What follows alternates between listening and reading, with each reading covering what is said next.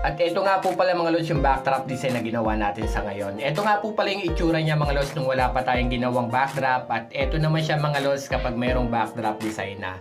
At dahil nga ang request natin ng client mga lods at gusto ng team ng client natin is pastel color at saka mayroong daisy na team. Dito nga mga lods gumamit lang tayo ng mga 300 to 400 pieces ng balloons mga idol. At para naman po sa full video guide kung paano natin siya binuo, i-upload ko na rin po yung full video guide nito mga lods. At dahil release video nga lang to, medyo mabilis lang po talaga yung video. Ito na nga po pala mga lods yung ating simpleng daisy team. Sana nagustuhan nyo. Follow for more. Syempre huwag nyo kalimutang i-share po yung mga videos natin. Maraming pong salamat.